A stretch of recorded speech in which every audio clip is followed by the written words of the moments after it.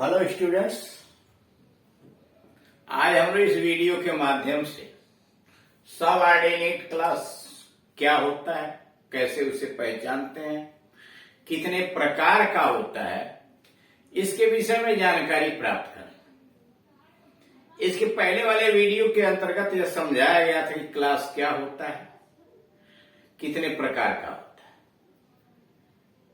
Class किसी वाक्य का यानी क्लास उपवाक्य किसी वाक्य का एक अंश होता है, एक भाग होता है जिसका अपना सब्जेक्ट और प्रेडिकेट होता है। उसी को दूसरे रूप से कह सकते हैं शब्दों का वह समूह जो किसी वाक्य के एक भाग का निर्माण करता है और जिसका अपना सब्जेक्ट और प्रेडिकेट होता है, वह उपवाक्य कहलाता है।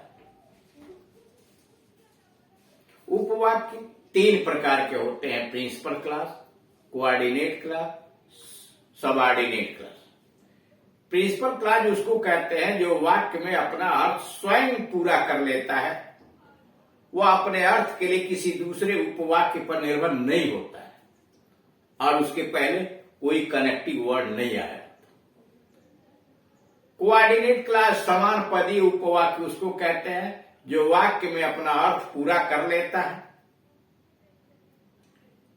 लेकिन वह अपने पहले आए हुए उपवाक्य के द्वारा कोऑर्डिनेटिंग कंजंक्शन से जुड़ा रहता है। सबऑर्डिनेट क्लास आश्रित उपवाक्य उसको कहते हैं जो वाक्य के अंतर्गत अपना अर्थ पूरा नहीं करता है, अपने अर्थ को पूरा करने के लिए किसी दूसरे उपवाक्य पर निर्भर होता है, वह कहलाता आश्रित उपवाक्य, सबऑर्डिनेट क्लास। वही सबऑर्डिनेट क्लास यहां दिया गया है, आश्रित उपवाक्य। यह उपवाक्य है जो अपना अर्थ पूर्ण करने के लिए अन्य उपवाक्य पर निर्भर रहता है। यानी आश्रित उपवाक्य अपना अर्थ खुद पूरा नहीं कर पाता है, यह अपने अर्थ को पूरा करने के लिए किसी दूसरे उपवाक्य पर निर्भर रहता है। यानी यह खुद अपना अर्थ पूरा न करके किसी और की सहायता लेता है।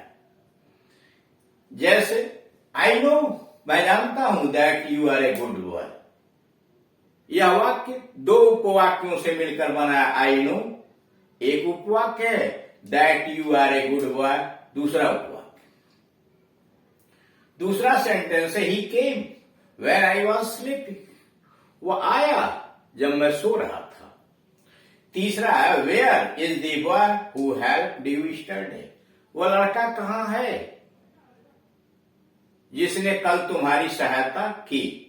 अब इसमें देख रहे हैं तीनों वाक्यों में अंडरलाइन किए गए हैं कुछ शब्द। पहले वाक्य में that you are a good boy, दूसरे में व्हेन आई वाज स्लीपिंग और तीसरे में हु हेल्प्ड यू यस्टरडे। इन वाक्यों में रेखांकित शब्दों के समूह से सबऑर्डिनेट क्लास बनी है। यानी पहले उपवाक्य में आई नो, पहले वाक्य में आई नो प्रिंसिपल क्लास है और that you are a good boy subordinate clause. दूसरे में he came when I was sleeping, वह आया जब मैं सो रहा था, तो ही केम प्रिंसिपल क्लास हुआ। व्हेन आई वाज स्लीपिंग, जब मैं सो रहा था सबऑर्डिनेट क्लास हुआ।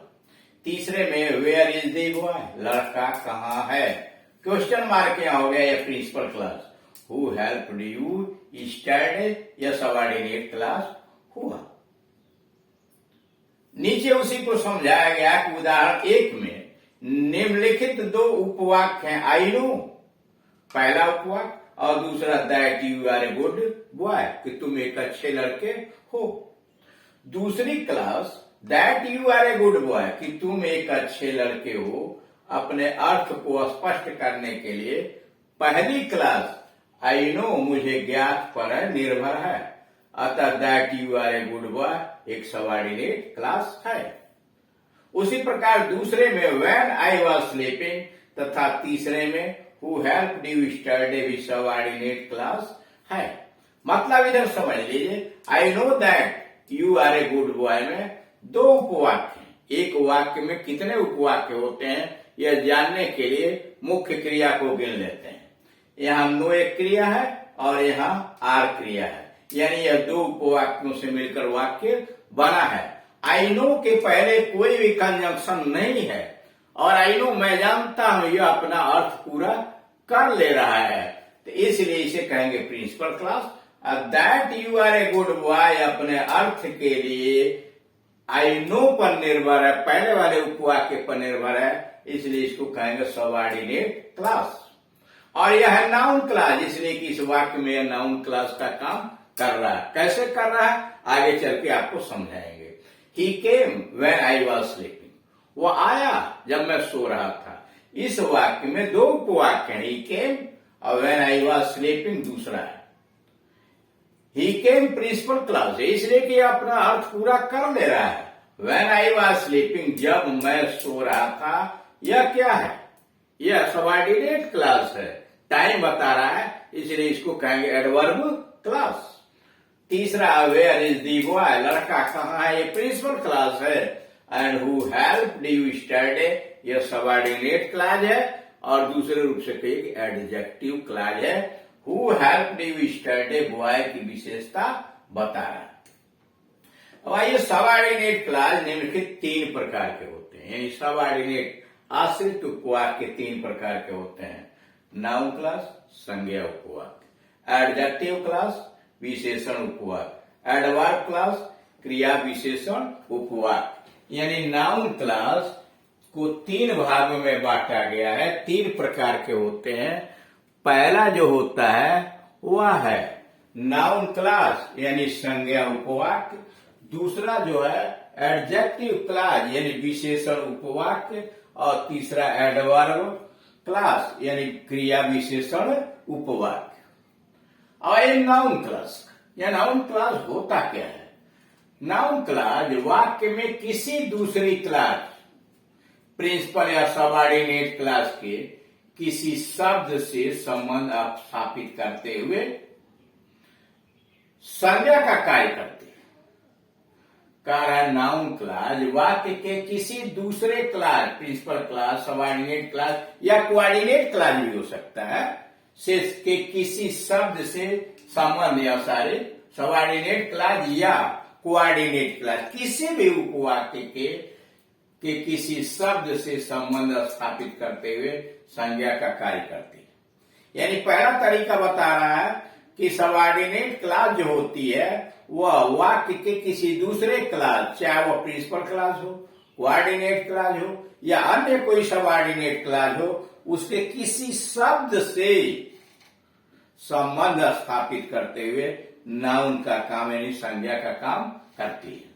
दूसरा, यदि पहले उपवाक्य में दिए हुए फैक्ट या स्टेटमेंट को, यानी पहले उपवाक्य में कोई कथन किया गया है, कोई तथ्य प्रकट किया गया है और दूसरे उपवाक्य में स्वीकार किया जाता है या अस्वीकार किया जाता है, अथवा पहले उपवाक्य के कथन को दूसरे उपवाक्य से स्पष्ट कर दिया जाता है।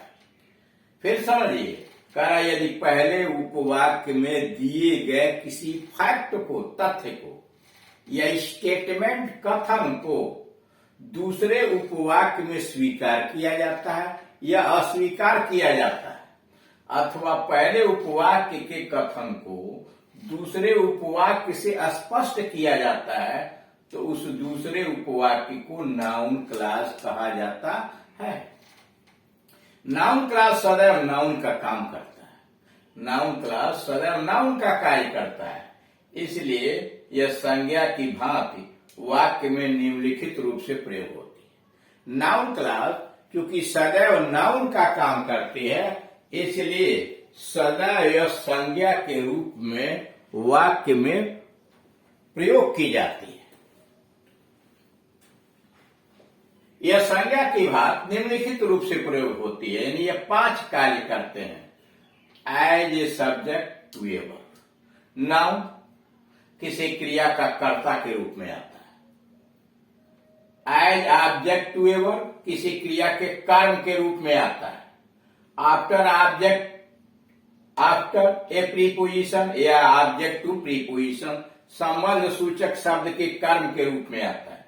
Case in apposition to a noun और प्रोनाउन, किसी संज्ञा यानी नाउन या प्रोनाउन के बदले में आता है, या as complement of a verb, या किसी क्रिया के पूरक के रूप में भी आता है। जैसे यहां मान लीजिए बताना हो, यहां ये पांचों कार्य जो दर्शाया गया, आप ऐसे कह सकते हैं, राम हेल्प्ड मोहन। अब इसमें क्या है, राम नाउन है, मोहन भी नाउन है, हेल्प्ड वर्ब है। यह राम जो है इस क्रिया का सब्जेक्ट है, मोहन जो है इस क्रिया का ऑब्जेक्ट है। राम ने मोहन की सहायता की, तो किसने सहायता की, राम ने। यह इस क्रिया का सब्जेक्ट हुआ, यानी इस वाक्य के अंतर्गत राम सब्जेक्ट है, इसलिए यह संज्ञा का काम है। और यहां मोहन ऑब्जेक्ट है, किसकी सहायता की, मोहन की, ऑब्जेक्ट है। यानी आपने देखा कि नाउन किसी क्रिया का सब्जेक्ट बनता है, नाउन किसी क्रिया का ऑब्जेक्ट बनता है। अगर इन दोनों स्थान पर कोई उपवाक्य डाल दिया जाए तो वह नाउन क्लास कहलाएगा।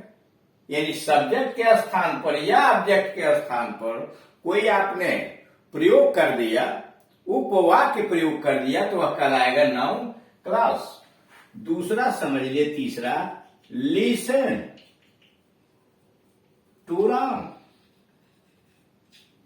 अब इस वाक्य में राम कैसे प्रयोग किया गया, इस टू प्रीपोजिशन के ऑब्जेक्ट रूप में, यानी आफ्टर प्रीपोजिशन। अगर इस राम के जगह पर आप उपवाक्य रख दें तो उसको कहा जाएगा नाउन क्लास। जैसे लिसन टू, सुनिए, what Ram is saying, listen to what Ram is saying. अगर यहां लिख दिया listen to what Ram says, कहता है या कह रहा है, तब क्या हो जाएगा, what Ram says noun class हो जाएगा। चौथे पर आइए, केस इन ए पोजीशन के रूप में, जैसे यहां लिख दिया द न्यूज, समाचार, ठीक, that he has come is true. समाचार की वह आया है, दैट ही हैज कम। यह क्या है, that he has come news के बदले में आया है। इस प्रयोग को कहते हैं केस इन एपोजिशन। जैसे मान लीजिए लिख दिया गया Ram the monitor is absent, तो राम और मॉनिटर दोनों नाउन एक ही व्यक्ति को संबोधित कर रहा है, इसलिए इसको कहते हैं कि दोनों एक दूसरे के केस इन एपोजिशन के रूप में आए हुए हैं। अब वहां हमने क्या किया, दैट, वहां एक उपवाक्य डाल दिया, इसलिए इसको कहा जाएगा संज्ञा उपवाक्य। और लास्ट में है case in as complement of a verb. My belief is that he is a good boy. मेरा विश्वास है कि वह एक अच्छा लड़का है। तो मेरा विश्वास है इज क्रिया का पूरक है। माई belief is that he is a good boy, इस क्रिया का पूरक यह है, क्योंकि यह पूरा उपवाक्य है, इसको कहेंगे नाउन क्लास। यानी जैसे संज्ञा 5 कार्य करता है, अगर वही कार्य मुख्य रूप से कोई क्लास करेगा तो उसको कहेंगे नाउन क्लास। अब इनको थोड़ा सा विस्तृत रूप से अगले वाले वीडियोस के अंतर्गत आपको समझाया जाएगा। Thank you.